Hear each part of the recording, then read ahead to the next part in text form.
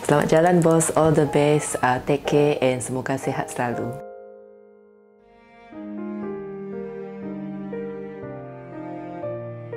Salam Tuan Pengarah, jaga kesihatan, jangan lupa kami, bye.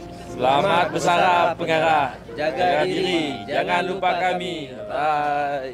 Pada kesempatan ini, izinkan saya mewakili seluruh warga Japan Sarawak untuk merakamkan setinggi-tinggi penghargaan dan ucapan terima kasih kepada Yang Berusaha Tuan Helmi Hamid, Pengarah Penerangan Malaysia Sarawak, atas segala jasa, bakti dan sumbangan yang telah diberikan sepanjang meneraju jabatan ini.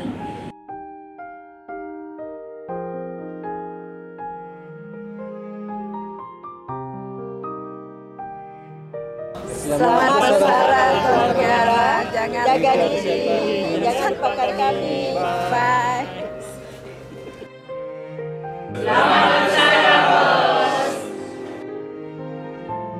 Selamat bersara Encik Helmi, semoga sentiasa sihat, gembira dan bergaya di pasca pencen.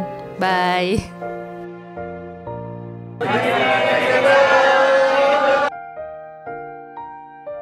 Kami doakan semoga kita sentiasa sihat walafiat dalam lindungan Allah Subhanahu Wa Taala. Terima kasih segala tunjuk ajar kita selamat tu. Okey.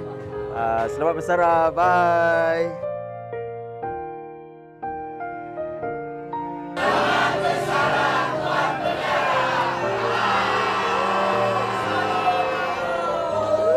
Hai, Assalamualaikum, salam sejahtera, salam Syabdani, salam Sarawak Wajib Makmur, salam Sebulan Jalai. Okay, hari ini merupakan hari terakhir saya sebagai Pengarah Penerangan Sarawak.